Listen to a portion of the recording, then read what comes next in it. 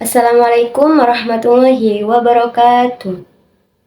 Yang saya takdimi Kiai Haji Muhammad Hasan Mutawakil Allah SHMM selaku pengasuh Pondok Pesantren Zainul Hasan Genggong.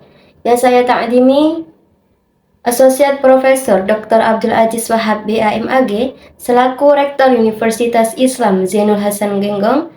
Yang saya hormati Miss Dr. Wahyu Lestari MPD selaku Dekan Fakultas Tadris Umum, dan yang saya hormati Mr. Dr. Zainuddin MPD selaku Kaprodi Tadris Bahasa Inggris, dan yang saya hormati Mr. Dr. Edi Kurniawan Farid Ashum MPDI selaku dosen pengampu mata kuliah Studi Fikih. Perkenalkan, nama saya Siti Aisyah Syaiful Arifin. Saya dari Tadris Bahasa Inggris semester 6. Pada kesempatan kali ini saya akan membahas fikih haji dan umroh secara lebih komprehensif. Tidak hanya dari aspek definisi, tetapi juga dari dimensi filosofis, historis, dan praktisnya. Haji dan umroh itu merupakan ibadah yang memiliki kedudukan sangat penting dalam Islam karena termasuk rukun Islam. Oleh sebab itu, pemahaman terhadapnya tidak cukup hanya secara tekstual, tetapi juga harus didasarkan pada kajian fikih yang mendalam sebagaimana dijelaskan dalam kitab-kitab klasik dalam tradisi keilmuan Islam. Kitab seperti Fathul Qorib dan Fathul Mu'in menjadi rujukan utama dalam memahami hukum secara sistematis dan metodologis. Jika kita melihat lebih dalam, pengertian haji tidak hanya sekedar perjalanan menuju Ka'bah, tetapi merupakan simbol perjalanan spiritual manusia menuju Allah. Dalam perspektif fikih, haji itu dibatasi oleh waktu dan tata cara tertentu. Namun, secara maknawi, haji mengajarkan totalitas penghambaan. Dalam kitab Fathul Qorib disebutkan bahwa haji adalah menuju rumah Allah untuk melakukan amalan tertentu, yang berarti setiap rangkaian ibadah memiliki makna simbolik. Misalnya, wukuf di Arafah melambangkan padang mahsyar, tempat manusia berkumpul di akhirat. Dengan demikian, haji tidak hanya bersifat ritual tetapi juga edukatif dan reflektif.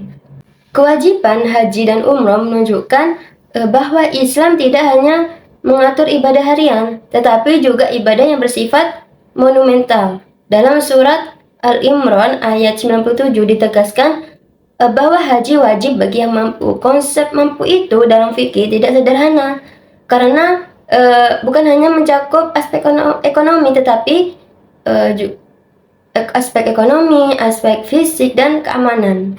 Dalam Al-Majmu' Imam Nawawi menjelaskan bahwa kewajiban ini bersifat langsung ketika seseorang telah memenuhi syarat. Sementara itu, kewajiban umroh dalam madhab Syafi'i itu menunjukkan adanya penekanan pada pentingnya ziarah spiritual ke Baitullah. Syarat wajib haji mencerminkan prinsip keadilan dalam Islam.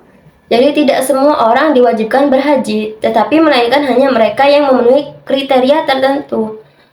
Semisal kayak konsep istitoah dalam Fathul Qorib itu mencakup kemampuan finansial, kesehatan, serta keamanan perjalanan.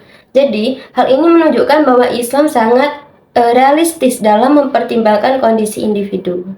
Bahkan, jika seseorang memiliki harta tetapi tidak aman perjalanannya, maka kewajiban untuk berhajinya bisa gugur. Jadi ini menjadi bukti bahwa syariat Islam itu tidak memberatkan umatnya. Nah, perbedaan antara syarat wajib dan syarat sah seringkali menjadi hal yang membingungkan. Syarat wajib itu menentukan apakah seseorang terkena kewajiban, sedangkan syarat sah menentukan apakah ibadahnya diterima. Nah, dalam kitab I'anatul Thalibin itu dijelaskan bahwa pelaksanaan haji harus sesuai dengan waktu dan tata cara yang telah ditentukan. Jika tidak, maka ibadah tersebut tidak sah meskipun seseorang sudah memenuhi syarat wajib. Ini menunjukkan pentingnya ketelitian dalam menjalankan ibadah. Waktu pelaksanaan haji terbatas pada bulan-bulan tertentu, yaitu pada bulan Syawal, Dzulqa'dah, dan Dzulhijjah. Dan puncak pelaksanaan haji itu adalah pada tanggal 9 Dzulhijjah, yaitu saat wukuf di Arafah. Dan dalam Al-Majmu' Imam Nawawi menegaskan bahwa wukuf di Arafah ini merupakan inti dari ibadah haji. Bahkan disebut sebagai haji itu adalah Arafah. Artinya, tanpa wukuf ibadah haji itu tidak sah. Ini menunjukkan betapa pentingnya waktu dan pelaksanaan haji.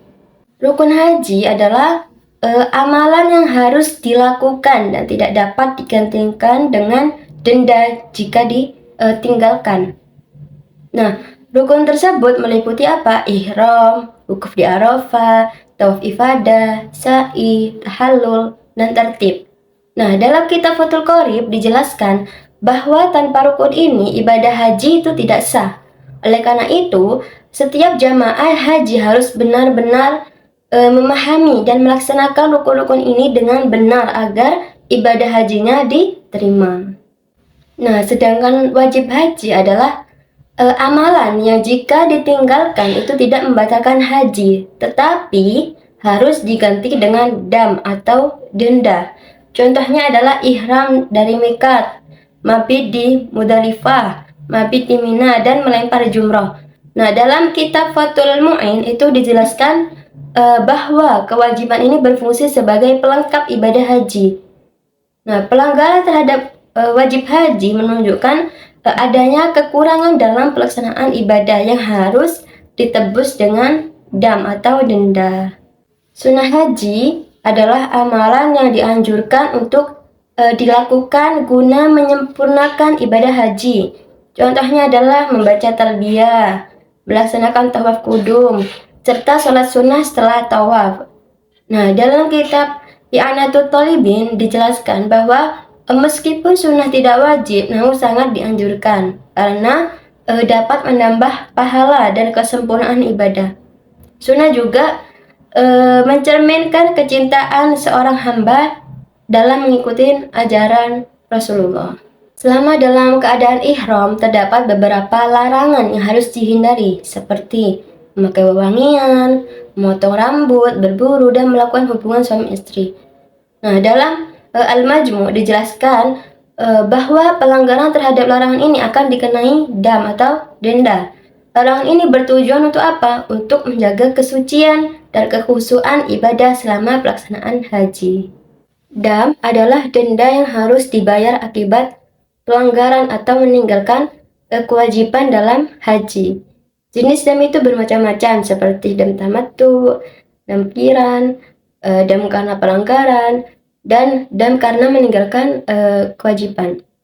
Nah, dalam kitab Fathul Mu'in dijelaskan secara rinci klasifikasi dam dan ketentuannya. Hal ini menunjukkan bahwa setiap pelanggaran dalam ibadah haji ini memiliki konsekuensi yang harus dipertanggungjawabkan. Nah, dalam pelaksanaan haji itu dimulai dengan ihram dari miqat dengan niat umroh, yaitu tawaf di Ka'bah, kemudian sa'i antara Safa dan Marwah, tahallul ketika selesai umroh, setelah itu menunggu hingga 8 Dzulhijjah, ihram lagi untuk haji, setelah itu wukuf di Arafah pada tanggal 9 Dzulhijjah, setelah itu mabit di Muzdalifah dan melontarkan jumroh Aqabah di Mina, setelah itu tahallul awal, setelah itu tawaf ifadah dan sa'i. Setelah tawaf ifadah dan sa'i, mabit di Mina dan melontar jumroh, setelah itu tawaf wada sebelum pulang. Nah, urutan ini itu harus dilakukan secara tertib sebagaimana dijelaskan dalam kitab I'anatul Thalibin. Nah, keteraturan ini menunjukkan bahwa haji merupakan ibadah yang terstruktur dan sistematis. Assalamualaikum warahmatullahi wabarakatuh. Perkenalkan, nama saya Muhammad Fauzir. Saya berasal dari Sebaung Gending, Probolinggo. Dan saya akan mau menjelaskan tentang umroh. Nah, di sini apa itu umroh? Pengertian umroh secara bahasa berarti ziarah.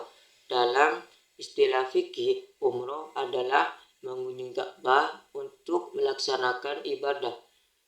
Melaksanakan ibadah tertentu dengan syarat-syarat yang telah ditentukan, namun tidak terikat pada waktu tertentu seperti haji.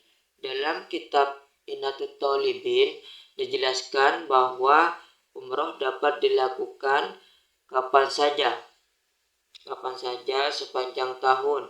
Berbeda dengan haji yang hanya sah dilakukan pada bulan-bulan tertentu. Umroh memberikan fleksibilitas waktu bagi umat Islam. Meski demikian, pelaksanaan umroh tetap harus memenuhi rukun dan syarat yang telah ditetapkan agar sah secara syariat. Umroh juga merupakan ibadah yang mirip dengan haji, tetapi tidak mencakup wukuf di Arafah. Dalam Fathul Qorib, umroh dijelaskan sebagai ibadah yang lebih sederhana. Dibandingkan haji, namun tetap memiliki nilai spiritual yang tinggi. Umroh sering disebut sebagai haji kecil. Rukun umroh meliputi ihram, tawaf, sya'i, tahallul, dan tertib. Dalam Fathul Mun'in dijelaskan bahwa rukun umroh lebih sedikit dibandingkan haji, sehingga pelaksanaannya lebih sederhana. Namun demikian, semua rukun tetap wajib dipenuhi agar ibadah umroh syah.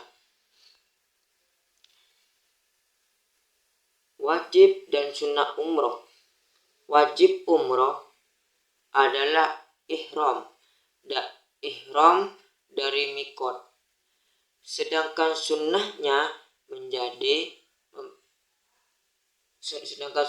itu meliputi memperbanyak zikir, doa, dan ibadah lainnya. Dalam I'anatut Thalibin dijelaskan bahwa amalan sunnah ini sangat dianjurkan untuk meningkatkan kualitas ibadah umroh.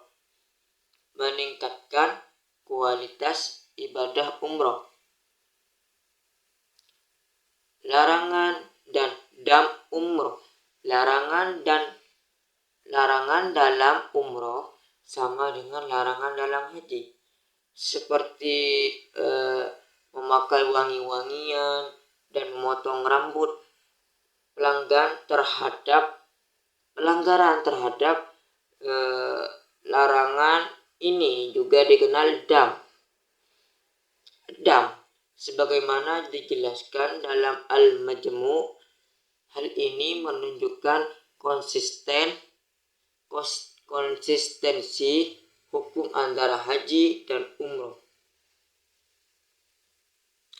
Hikmah haji dan umroh. Haji dan umroh memiliki banyak hikmah. Di antaranya adalah membersihkan dosa, melatih kesabaran, serta memperkuat umat Islam. Dalam Ihya Ulumuddin, Imam Ghazali menjelaskan bahwa haji merupakan perjalanan spiritual yang mendalam, yang tidak hanya melibatkan fisik tetapi juga hati dan jiwa. Jadi kesimpulannya, haji dan umroh bukan hanya ibadah ritual, tetapi juga sarana pembentukan karakter. Nah, pemahaman fikih yang benar sangat penting agar ibadah sesuai dengan syariat.